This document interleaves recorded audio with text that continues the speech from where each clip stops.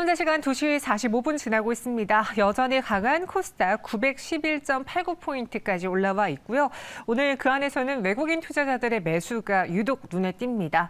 개인과 기관이 동반 매도하고 있는데 외국인이 4천억 원 넘게 사들이면서 코스닥 시장을 주도하고 있습니다. 이 시장 무엇이 중요할까요? 김민수 대표, 임순재 대표와 함께 또 특징주 다뤄볼게요. 어서 오세요. 네, 안녕하십니까? 네, 안녕하십니까. 저희끼리 또 만나자마자 에코프로 없어? 라는 그런 질문을 사담처럼 나눌 정도로 워낙 에코프로로 움직이고 있는 시장입니다. 오늘장 유독 그렇고요. 그래서 첫 번째 특징주 바로 만나보시죠. 에코프로 또 사상 최고가를 경신했습니다. 코스닥 대장주로 장중에 등극했고 현재는 에코프로 BM이 또 급등하면서 2위로 내려와 있는 상황인데 정말 끝물을 질주 속에 100만 원 돌파, 110만 원까지 돌파하며 황제주가 되어버렸어요. 에코프로가 그 걸어온 길을 저희는 옆에서 계속 봤잖아요. 그렇죠? 참 변화무쌍하게 올라갔는데 그 역사를 좀 쭉 훑어보자면은 어떻게 올라갔고 무엇 때문에 올라갔는지 임순재 대표님 정리해 주시겠습니까? 네, 일단 뭐 올 초서부터 뭐 일단 2차 전지에 대한 이제 붐이 이제 불었다라고 보시면 될 것 같습니다. 특히 이제 미국의 이제 IRA 이제 법안에 대한 세부 사항이 나오면서 일단 뭐 2차 전지 관련된 부분에서 중국이 이제 배제된다라는 이제 그런 기대감으로 상승을 시작을 했다라고 보시면 될 것 같습니다. 뭐 그렇기 때문에 그런 관점에서 주가는 뭐 계속 올랐고요. 그러다 보니까 이게 어떻게 보면 이제 개인들의 이제 조금 관심 사항이 좀 많이 받으시지 않았을까. 특히 뭐 유튜브들의 이제 영향이 좀 더 컸다라고 보여지고요. 그러다 보니까 이제 계속 그 2차 전지의 시장에 대한 확대, 그다음에 그거에 따른 이제 양극재나 음극재 같은 소재 산업의 이제 확대가 좀 더 시장에 주가에 반영이 되기 시작을 했다라고 보시면 될 것 같습니다. 그러면서 뭐 각 증권사들의 이제 목표 주가를 다 넘어가면서 증권 회사들은 뭐 대부분 지금 뭐 에코프로 관련된 그런 리포트를 안 내고 있는 그런 상황이고요. 지금 상황은 일단은 뭐 상황으로 보면 적정 가치를 넘어섰다라고 지금 판단을 하고 있는 거 아닌가라는 생각을 해보고 하는 그런 상황입니다. 특히 이제 최근에 그 지금 나와 있는 걸로 본다라고 하게 되면 뭐 IRA 법안 이후에 미국 내에서 지금 2차 전지에 대한 그런 이제 공장들이 계속 신설이 되면서 뭐 지금 현재 상황으로 뭐 2030년도까지도 뭐 국내 2차 전지 업체들의 실적이 좋아질 것이다라는 기대감이 나와 있고요. 그런 상황이 주가에 지금 반영되고 있다. 그래서 뭐 2025년 이후에도 주가 뭐 국내에 이런 이제 관련된 2차 전지 업체들의 실적이 좋아질 것이다라는 걸로 인해서 뭐 상승세가 좀 이어지고 있는 그런 상황이다라고 보시면 될 것 같습니다. 뭐 현재 상황에서 뭐 개인적으로 보면 이거를 뭐 기술적으로 이게 기본적 분석으로 보기는 어려울 것 같고요. 그냥 단순히 기술적 분석에 의해서 개인들 수급에 의해서 움직이는 어떻게 보면 밈 주식처럼 움직인다라고 보시면 될 것 같고요. 뭐 코인 거래하듯이 하실 분들은 계속 하셔도 되지 않을까 싶습니다. 오늘 정말 크게 올라주고 있고요. 개인적으로 임순재 대표님은 밈 주식화가 돼서 더 시세 분출이 나오는 것 같다라는 의견도 더해 주셨는데 저희 시청자분 중에 2차 전지를 굉장히 사랑하시는 분이 계세요. 그래서 2차 전지주를 많이 담으셨는데 그분이 이런 의견을 오늘 올려주셨습니다. 오늘 에코프로의 상승은 쇼스퀴즈 때문이다. 사기 싫은데도 억지로 살 수밖에 없는 외국인의 수급 때문이다라고 분석을 했고 실제로 JP모건과 관련한 기사들이 좀 많이 나왔어요. 지난번에도 오셔서 지금 에코프로의 상승은 뭐 성장이다, 밸류다, 뭐다보다 수급 때문에 움직이는 거다라고 이야기해 주셨는데 오늘도 거의 그런 현상입니까? 그걸 떠나서 아니, 밸류를 왜 책정을 못합니까? 밸류 책정이요? 예, 증권사에서 이거 배임 아닙니까? 시총 코스닥 1, 2위 종목들 평가도 못할 정도면 증권사 때려쳐야. 예, 죄송합니다. 예. 조심하겠습니다. 예. 아닙니다. 개인적인 의견은 들어볼 수 있으니까요. 네, 밸류는 충분히 측정할 수 있는데 그들이 안 하는 것뿐이라고 생각하고 있고요. 거기다가 이제 가장 중요한 거는 성장주에 대해서 미화로 얘기하는 건 조금 아닌 것 같고요. 특히 이제 성장에 대한 밸류가 확장되기 시작했을 때 나오는 변화들을 계속 또 추적해 나가는 것도 트레이더의 역할이다라고 생각했을 때 지난번에 말씀드린 게 시총 30조대를 말씀드렸습니다. 오늘 찍었네요. 근데 이게 아마 그렇게 되면은 지금 가격대부터 한 120만 원대 정도가 일단 단기 목표치 정도로 바라보고 있는데 더 중요한 거는 그 외에 밸류 외에 지금 볼 수 있는 문제가 수급적인 부분이라고 봐야 되겠죠. 매번 와서 한국에 대한 반응이 그랬습니다. 이 정도쯤 올랐으면은 공매도 치면 되지 뭐라고 했는데 물렸습니다. 어떤 현상이 나오냐면은 뭔가 좀 악재성 뉴스를 막 퍼뜨리기 시작하죠. 그래서 주가를 끌어내리려고 노력을 하는데 잘 안 됩니다. 주가가 한 단계 올라갑니다. 뭘 하냐면은 죄송합니다. 가야죠. 네, 그래서 지난번에도 말씀드렸듯이 성장하는 종목에 대해서 그냥 예전에 했던 대로 그대로 그냥 공식대로 매도했다가 울면서 집에 가는 현상, 지금 나오고 있는 현상입니다. 네. 게다가 더 중요한 거는 지금 그러면 공매도가 다 청산되고 그들이 울면서 가서 비어 있느냐? 아닙니다. 이 정도 되면 또 공매도도 되겠지. 그러면서 또 늘어납니다. 그러면 울던 친구가 바톤 터치해서 또 울고 가는 이런 현상이 나올 수밖에 없기 때문에 너무 성장에 대한 배경들이 그대로 가는 거에 대해서 그렇게 왜곡되면서 대응하지 말라라고 다시 한번 말씀드리고 싶고요. 더 중요한 거는 이제 변화가 앞으로 이렇게 나올 겁니다. 이 2차 전지 쪽에 대한 흐름은 Q가 계속 확장되고 있는데 네. 특히 그것도 보셨습니까? 테슬라의 옵티머스 봇에 배터리 들어가죠. 누가 합니까? LG에너지 솔루션이 합니다. 그만큼 지금 저희가 알고 있는 전기차에 대한 단순한 배터리에 대한 확장이 아니라 점점 더 늘어나기 시작했었을 때 나올 수 있는 Q는 나중에 배터리도 쇼티지가 됩니다. 그걸 준비를 하고 있는 회사들에 대해서 성장에 대한 흐름을 요만큼 재단해서 거기다만 대고 이게 많이 올랐으니까 매도 이러면 안 됩니다. 성장에 대해서는 계속 열어놓고 볼 필요가 있다. 한쪽에서 봤을 때 아마 지금은 공매도 청산과 함께 계속 이어지는 변화 추가적으로 더 이어지리라고 보고 있고요. 일단 열린 마음으로 받아들이십시오. 그럼 개인적으로 궁금한 게요. 네. 사실 많은 개인 투자자분들이 이 증권사 리포트를 맹신하진 않아요. 참고를 합니다. 거기서 목표가를 얼마나 제시하는지 특히나 밸류를 어떻게 측정하고 있는지를 참고하는데 에코프로나 에코프로 BM 주주분들은 이제 그 증권사 리포트를 믿지 않는다. 개별적으로 내가 밸류를 평가해보겠다라고 나서시는 분들이 많거든요. 밸류 평가를 한다는 거는 내가 주는 기준을 어디로 잡아야 되는 거예요? 그럼 실적으로 추후에 뭐 3년, 4년 뒤에 실적 추정치를 보고 계산을 할까요? 어떻게 하는 게 좋을까요? 밸류를 찾아보려고 해도 안 나오니까 못 보는 거죠. 그래서 전 네. 너무 어떻게 제 개인적인 기준점을 잡아야 될지가 모르겠더라고요. 그래서 가장 중요한 핵심은 양극재 특히 리튬 이 관련돼서 그 피해 가격을 얼마나 어떻게 책정하는지가 제일 중요합니다. 네. 이거 가지고 확신이 없다 보니까 몰라 그리고 안 하는 거죠. 근데 그 중요한 거는 그는 변합니다.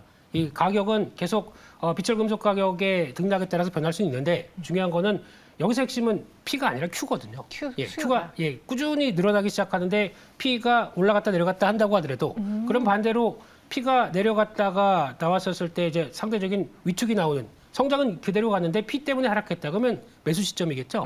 그런 변화를 보다가 오히려 좀 이게 단기적으로 또 올랐다라고 해서 나오게 되면 그때는 또 실적이 잘 나올 구간이기 때문에 정리해야 되겠죠. 이런 쪽에서 어떤 중기적인 구간 쪽에서 봤을 때 제 예상으로 한 2년 정도쯤 봤었을 때 한 2025년 되겠죠. 네. 그 정도쯤 보게 되면 지금 예상으로는 그냥 이게 맞는지 틀린지도 모르겠습니다. 근데 지금 나오는 가이던스로는 영업이익 2조 얘기하고 있습니다.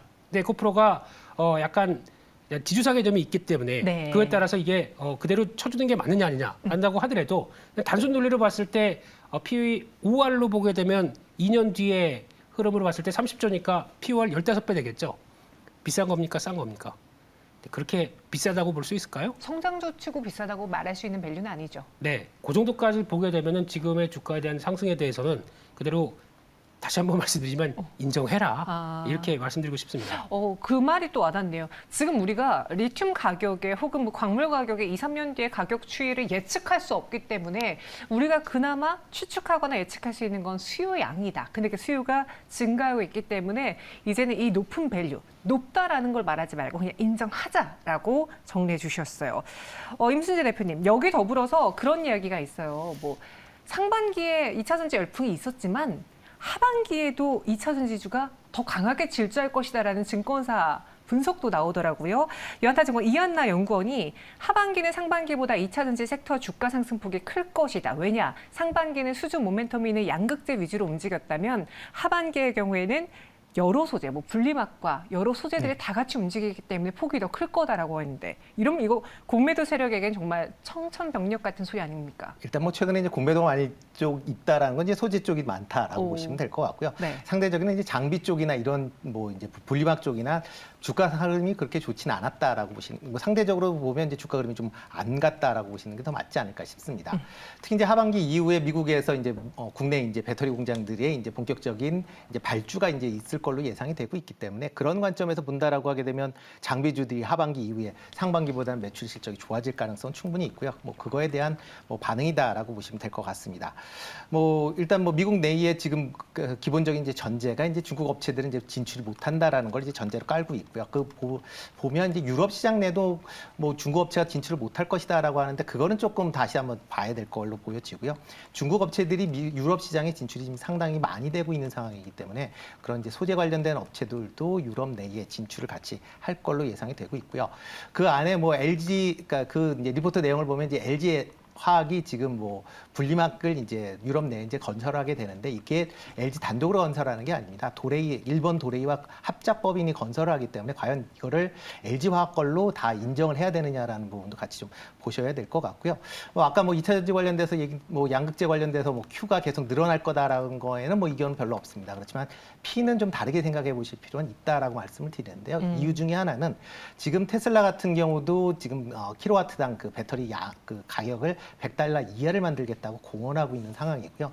현재 배터리 가격이 $130 수준입니다. 그러니까 130에서 $140 수준인데 그러면 최소한 배터리에 들어가는 가격이 30% 이상 하락을 해야 이제 적정 이제 가치를 편장을 할 수 있다라고 보셔질 것 같고요. 네. 그렇지만 최근에 가이던스를 나온다라고 하게 되면 이게 $100에 맞춰져 있는 게 아니라 $130에 맞춰져서 나오는 가이던스가 많기 때문에 2025년도에 과연 그런 실적이 나올지는 좀 더 보셔야 되지 않을까라는 생각을 해보고 있습니다. 네, 임순재 대표님을 저도 오랫동안 같이 옆에서 봤고 물론 그 어느 정도 내가 기준점으로 삼기에는 고평가가 된 종목들이 분명히 있다라는 의견도 주셨어요. 하지만 2차 전지에 대해서 다 전량 부정적인 의견은 절대 아니셨습니다. 네, 특히 그렇죠. 장비주 쪽으로 이야기를 네. 많이 해주셨고 저희가 여러 번 언급하지만 대표적으로 윤성 FNC를 언급해 주셨던 네. 기억이 나거든요. 그럼 지금 약간 양극재 소재단이 부담스럽다면 여전히 장비 쪽으로는 좀 열어봐도 괜찮겠습니까? 그렇죠. 장비단은 일단 뭐 계속 생산 시설이 증가하고 있기 때문에 한동안은 뭐 계속 실적 자체는 좋지 않을까라는 생각을 좀 해보고 있고요. 그렇기 때문에 이런 장비단 중심으로 조금 더 뭐 보시는 게 더 낫지 않을까라는 생각을 해보고 있습니다. 뭐 장비단 업체들이야 물론 이제 여러 이제 장비 업체들이 바뀌는 그런 얘기들이 있기 때문에 주가가 좀 비탄력적이었다라고 보시면 될 것 같은데 하반기 이후서부터 이제 본격적으로 이제 그 발주가 일어난다라고 하게 되면 아마 그 안에서 좀 차별화가 될 걸로 예상이 되고 있습니다. 그 중에서는 조금 원준 좀 관심 있게 좀 보시면 어떨까 싶습니다. 원준이요? 네, 2차 전지에 이제 소재에 든 열처리 장비 이제 소속로를 이제 제작하는 그런 회사다라고 보시면 될 것 같고요. 일단 양극재나 음극재 생산량이 많아지고 전구체 생산량이 많아진다라고 하게 되면 그만큼 소속로에 대한 수요도 증가할 수밖에 없다라고 보여지고요. 뭐 그런 부분을 조금 더 관심 있게 좀 보시면 좋을 것 같고요. 그리고 원준에 지금 이제 사회 이사로 계신 분이 이제 박수진 교수라는 분이 계시는데 이분이 포스텍에서 실리콘 음극할 물질로 관련돼서 상당한 이제 그 연구를 하고 계신 분으로 알려져 있습니다. 그러니까 그런 점도 보면 원준이 단순히 이런 소속로에서 끝날지 아니면 이런 음극할 물질 쪽으로도 확대될지도 한번 좀 관심 있게 좀 지켜보실 필요가 있지 않을까 싶습니다. 네, 그래서 원준을 관심주로 꼽아주셨습니다. 김민수 대표님 최근에 또 에코프로 이야기 많이 하셔가지고 시청자분들도 김민수 대표는 진심이다라는 의견을 또 올려주셨는데 저도 알아요. 그런데 이 에코프로에 대해서도 좋게 말하지만 저희가 사실 이 가격에 막 지금 당장 매수하세요라고 말하기가 부담스러울 수는 있잖아요. 네. 그럼 같이 볼 만한 핵심적인 종목은 뭐가 있을까요? 에코프로에 있는 사람은 계속 가져가시고요. 네. 포스코홀딩스입니다. 포스코홀딩스. 네. 그거랑 LG화학입니다. 어제도 말씀해 주셨잖아요. 네. 그렇게는 그러니까 구조가 거의 비슷하다고 봐야 될 것 같고요. 수직 계열 아까 LNF와 에코프로 BM과 똑같이 평가를 한다고 하더라도 가격 차이가 그렇게 벌어졌던 이유는 수직 계열합니다. 네. 그만큼의 어떤 완성도가 높으냐 아니냐에 따라서 바뀌고 있고 게다가 또 미국 진출에 대해서 얼만큼 확보를 했느냐에 따라서 바뀔 수가 있는데 그게 된 업체와 안 된 업체의 차이가 이렇게 나기 시작한다라고 하게 되면 일단 된 업체를 사야 되겠죠. 그렇기 때문에 포스코홀딩스, LG화학 관심 있게 봐야 될 것 같고 그에 따라서 나오는 지금 포스코홀딩스가 리튬 관련된 쪽에 물론 이것도 가격이 바뀝니다. 그럼에도 불구하고 준비를 잘 했느냐? 예, 잘 했다고 생각되고 있기 때문에 그와 함께 LG화학도 화학업황에 관련된 변수들만 좀 어지러울 뿐 이것도 어느 정도 좀 정리가 되기 시작한다라고 하게 되면 똑같은 변화가 나올 수 있기 때문에 이런 쪽 체크해야 될 것 같습니다. 네, 포스코홀딩스 그리고 에코프로, LG화학 세 가지 종목의 공통점은 수직 계열화가 갖춰진 지주사 개념의 종목들입니다. 예전에 이 지주사들의 경우에는 뭐 실적이 2번 산 게 더블 카운팅 되는 거 아니냐. 그래서 디스카운트 해야 된다라고 했을 때 말씀하셨잖아요. 왜 수직 계열화에 따른 프리미엄 안 주냐고 화내셨는데 드디어 빛을 발하시네요. 화까지 내셨. 네. 되게 강직한 분이시네요. 오늘 에코프로가 이렇게 강한 상승을 보여주고 또 금수강사님이 이런 글을 주셨어요. 에코프로가 못 가면 다른 2차 전지 더 못 가요라고 하는데 하반기에 그럼 에코프로나 다른 장비주, 다른 뭐 동박과 관련한 분리막과 같은 종목들을 같이 봐야 돼요? 아니면 에코프로는 그래도 먼저 시세가 나왔으니까 따로 보는 게 좋은 거예요? 저한테 하시는 네. 거니까 일단은 움직임이 나오면 그 다음에 변화가 그러니까 물꼬를 터주니까 다음 변화 나올 수가 있는데 근데 그게 어떻게 보면은 약간 그 후속적인 부분을 대응하는 것과 아닌 거는 좀 차이가 있다고 봐야 될 것 같은데 결국은 가장 대응하기 좋은 거는 핵심주를 사야죠. 그냥 핵심주를 예, 사자. 그게 제일 좋다고 봐야 될 것 같고 그밖에 뭐 나오는 근데 동박 관련된 쪽은 아무래도 이제 구리 가격이 좀 더 민감하게 움직이다 보니까 그리고 그에 따라서 중국 업체들이 경쟁이 좀 심하다 보니까 이런 변화에 대해서는 대응할 수 있는 쪽은 좀 약하다라고 하게 되면 그런 거 말고는 네. 그래도 예, 핵심적인 종목들 쪽으로 사는 게 좋겠다 생각됩니다. 핵심 가져가자. 네. 그리고 우리 임순재 대표님은 장비주도 같이 보자. 원조는 관심주로 전해드렸습니다. 이렇게 에코프로 이야기 좀 길게 해봤고요. 두 번째 실시간 특징주 만나보겠습니다.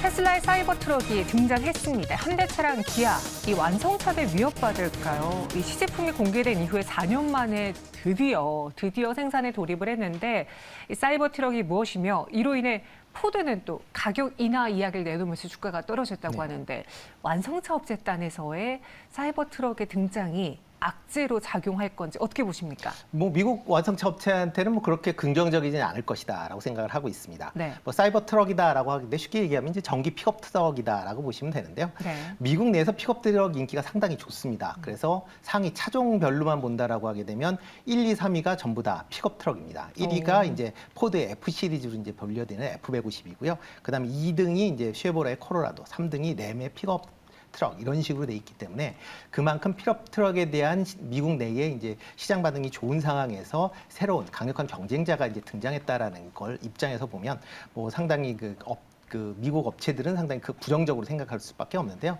뭐 특히 이제 미국 내의 테슬라 관련돼서 지금 사이버 트럭을 예약하는 사람이 한 150만 명 정도 지금 된다라고 얘기를 할 만큼 미국 국모에서도 자동차에 관심 있는 분들은 많은 이제 관심사항을 갖고 있다라고 보시면 될 것 같습니다. 다만 이제 국내 업체, 현대차 같은 경우는 뭐 큰 영향은 없을 걸로 예상이 되고 있습니다. 이유 중에 하나는 현대차는 미국에서 픽업 트럭을 그러니까 국내에서 픽업 트럭을 만들어서 수출을 못하게 되니까 수출을 거의 못하고 있는 그런 상황이기 때문에 영향이 없다라고 보시면 되는데요. 그 이유 중에 하나가 한미 FTA로 인해서 2041년도까지 대형 픽업 트럭을 미국 내에 수출을 할 수가 없습니다. 그렇기 때문에 미국 내에서 지금 소형 트럭인 산타크루즈만 지금 생산을 해서 판매를 하고 있는 그런 상황이어서 이렇게 뭐 테슬라가 나온다라고 해서 뭐 당장 현대차가 미국 내에서 영향받는 건 뭐 없을 것이다라고 생각을 합니다. 미국 내 완성차 업체들에게는 악재이지만 현대차, 기아까지 보기에는 좀 과도한 해석이다. 그렇죠. 뭐 일단 만들질 않기 때문에 네. 뭐 경쟁이 되질 않는 거죠. 뭐. 근데 현대차, 기아가 최근에 이제 실적 발표를 앞두고서는 쉬어가고 있어요. 네. 다른 자동차 부품주들과 완성차들의 2분기 실적이 굉장히 기대가 된다라는 전망 속에 부품주들은 고공행진하고 있는데 현대차, 기아가 좀 주춤해서 이 사이버 트럭 때문인가? 라고 생각을 해봤는데 그건 그럼 아닌 거네요. 그렇게 되면 사이비 트럭이겠네요. 네, 죄송합니다. 예. 그거 에코프로 때문에 살려드리는 예, 거예요. 네. 감사합니다. 예, 예. 사이버 트럭은 완전히 그러니까 지금 다른 차입니다. 네, 차라고 보기보다 아까도 잠깐 화면에서 나왔듯이 네. 막 뭘로 때려 부셔도 멀쩡하다고 그러는데 미래차 그림이에요. 네. 네, 사실은 기스가 났어요. 나는데 이게 그랬다고 얘기를 하는데 네. 저게 스테인레스입니다. 외관이요? 네, 그러니까 30배 정도로 강도를 높인 스테인레스라고 얘기를 하더라고요. 그러다 보니까 우주선에 사용하는 걸 그대로 썼다라고 하다 보니까 가공이 매우 힘들거든요. 네, 그런 쪽에서 봤었을 때 이제 나오는 변화를 보게 되면 아무래도 사이버 트럭의 그러니까 약간 픽업 트럭의 형태를 갖고 거기서 나오다 보니까 기존의 전기차로 이게 변신하다 보니까 그에 따른 어떤 라인업들은 약간 위협이 될 수밖에 없고 게다가 또 그들 같은 경우는 이게 또 전기차 라인업도 지금 뽑아내는데 상당히 힘든 상황들인데 이게 아직까지 제대로 되지 못하는데 이제 본격적으로 이제 또 사이버 트럭이 나오기 시작한다 그러면 영향을 받긴 하겠죠. 하지만 국내 업체들 쪽에서는 그러면은 사이버 트럭에 같이 납품을 할 수 있고 테슬라 쪽에 같이 납품하는 쪽은 큐가 더 커지는 거게 되겠죠. 그렇기 때문에 오히려 수혜가 받을 수 있는 종목들이나 흐름들은 찾는 게 더 맞지 않나라는 쪽에서 그런 쪽에서 현대기아는 아직까지 그러면 뭐 아이오닉 7, 뭐 8 뭐 나가면서 또 이런 변화를 가져가야 되겠죠. 근데 그거는 일단 조지아 공장, 전기차 전용 공장들 그리고 또 후속적인 공장이 나오기 시작해야 변화가 될 수가 있기 때문에 네. 아직까지는 그 부분에 대한 쪽은 일단 테슬라가 보여줄 거고 뒤를 또 후발주자 입장 쪽으로 따라가느냐 여부가 이제 그 다음을 보여줄 걸로 보여지고 있기 때문에 아직은 조금 먼 상황이라고 봐야 될 것 같은데 오늘 현대기아차가 하락하는 거는 아니 그럼 뭐 반도체도 왜 빠져요? 라고 하게 되면 할 말이 없는 거죠. 네. 그 사이버 트럭 때문만은 아니다. 그럼 현대차, 기아 이 하락을 매수 기회로 이용해 볼까요? 아니면 사이버 트럭의 등장 그로 인해 같이 볼 수 있는 뭐 테마주라던가 혹은 부품주 여전히 강하니까 그쪽으로 가보는 게 좋을까요? 네, 어제까지 강했습니다. 네. 어제까지 강했는데 오늘은 다시 또 주춤하고 있고 게다가 현대기아보다는 부품주가 맞겠다라고 봐야 될 것 같은데 그러니까 전기차 부품 쪽은 좀 더 약간 집약화되고 새로 생기는 분야 쪽의 흐름이다 보니까 거기에 맞는 성과를 내는 업체들이 훨씬 더 좋겠다라고 바라보면서 어제도 움직였던 종목들이 있겠지만 그래도 여전히 우리 산업 좋게 보고 있습니다. 단기적으로 좀 올랐다고 하더라도 네.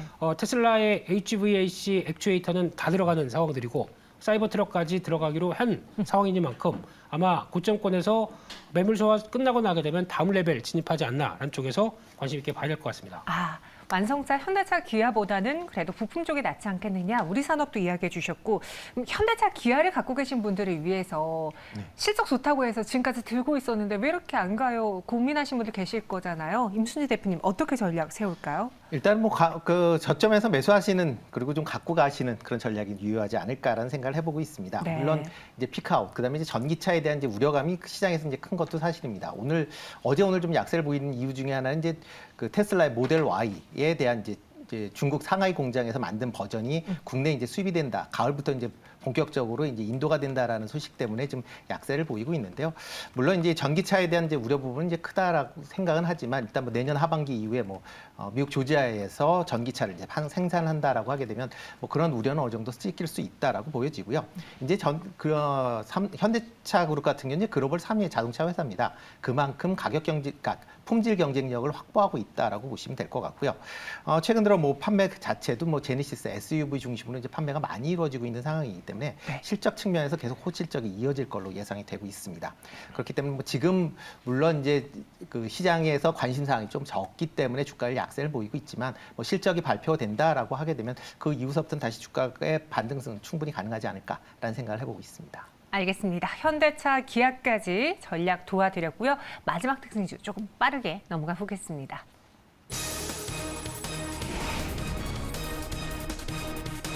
AI 소프트웨어 다시 집중, 알체라 반등 시작될까? 전일 상한가를 기록을 했고 오늘 한덕이 덕분에 시간에도 저희가 AI 소프트웨어 관련주 이야기를 해봤는데 오래 쉬었던 AI 소프트웨어 주였어요. 다시 움직이는 게 네이버 덕분입니까? 네. 기대감을 안고 움직이는 것 같은데 별로 관심이 없습니다. 관심 없어요? 네, 그냥 여기서 끝내겠습니다. 네. 온통 관심은 2차 전지뿐입니까? 아니죠. 네, 그래도 움직이는 섹터긴 하겠지만은 네. 지금 보통 이제 소프트웨어 업종이나 이런 변화가 나오기 시작하게 되면 가장 큰 변화는 금리가 어느 정도 좀 확인이 돼야 이제 성장주에 대한 메리트가 좀 더 부각될 것이다라고 하게 되면 아직 그게 조금 좀 멀은 것 같고요. 게다가 네이버 쪽 열심히 잘한다고 하는데 일단 반응을 봐야 될 것 같습니다. 그 다음에 봐도 늦지 않을 것으로 보여지고 있기 때문에 시간도 좀 남아 있죠. 그래서 먼저 움직였다가 다시 소멸될 수가 있기 때문에 그 다음 부분을 보고 체크하자 이렇게 말씀드리겠습니다. 8월 24일 하이버클로바 X 출시 기대가 있는데 나는 확인하고 가겠다. 지금 이쪽에 뭔가 관심을 끄는 요인이 있는 건 사실이나 그렇게 매력적으로 보이진 않는다라고 했어요. 그도 그럴 것이 AI 열풍 속에 소프트웨어가 먼저 올랐다가 지금은 반도체로 온통 시선이 다 쏠려 있잖아요. 네, 그렇죠. 소프트웨어주들이 고점 대비 거의 30~40%까지 밀려난 종목들도 많은데 임순희 대표님, 소프트웨어 관련주 그럼 투자 전략을 세워본다면 알체라와 같이 한방 있는 종목을 노려볼까요? 아니면 반도체로 다시 가는 게 좋을까요? 일단 반도체 관련 AI 관련 쪽이다라고 하게 되면 지금 그 소프트웨어 쪽이 보이질 않기 때문에 사람들이 관심이 좀 없다라고 보시는 게 좀 맞지 않을까 싶습니다. 주변에 AI가 지금 많이 퍼져 있음에도 불구하고 나한테 직접 잡히는 게 없으니까 관심사항이 좀 적은 걸로 보여지고요. 뭐 대신 이제 의료 관련된 AI만 좀 계속 좋은 그런 주가 흐름이 있다라고 보여지고요. 특히 이제 최근에 이제 AI가 계속 이제 챗 GPT 관련돼서 이제 확장이 되면서 지금 또 규제에 관련된 얘기들이 다시 좀 나오고 있습니다. 그러니까 이런 규제에 관련된 얘기가 나온다라고 하게 되면 관련된 이제 소프트웨어 쪽으로는 조금 이제 부정적인 영향을 미칠 수밖에 없으니까 지금 당장보다는 조금 쉬어가는 그런 텀이 아닐까라는 좀 생각을 해보고 있고요. 뭐 하이퍼클로벌 X 같은 경우도 뭐 상당 뭐 지금 네이버 같은 경우 세계적인 그런 AI 관련된 기업으로 지금 기술력을 갖고 있다라는 평가를 받고 있습니다. 그렇지만 이게 과연 공개된 이후에 또 이제 문제가 되는 게 잘 돼도 문제고 뭐 안 돼도 문제다라고 보여지는데요. 잘 되면 네이버 이게 하이퍼클로벌 X가 너무 잘 되면 그 기존의 네이버가 있는 광고 시장 관련돼서 매출이 줄어들 가능성이 있다라고 보여집니다. 그러니까 지금 하이퍼글로벌 X를 계속 지금 출시를 미뤘던 가장 큰 이유가 구글과 비슷한 상황인 거로 지금 보여지거든요. 구글 같은 경우도 검색과 엔진 관련된 광고 수입 감소 때문에 지금 바드라는 걸 몇 년 전에 만들어 놓고 계속 놀렸었다 그런 전례가 아마 네이버에도 비슷하게 지금 미쳐지지 않나라는 생각이 들고요. 그렇기 때문에 하이퍼글로벌 X가 나온 다음에 그 다음에 보셔도 그렇게 늦진 않다라고 생각이 됩니다. 알겠습니다. 조금 더 확인하고 가봐야 될 것 같아요. 지금은 더 확실한 종목들이 많기 때문에 두 분 다 선택은 보류했습니다. 세 가지 특징 좀 알아봤고요. 여기서 인사드리도록 하죠. 설명 고맙습니다. 네.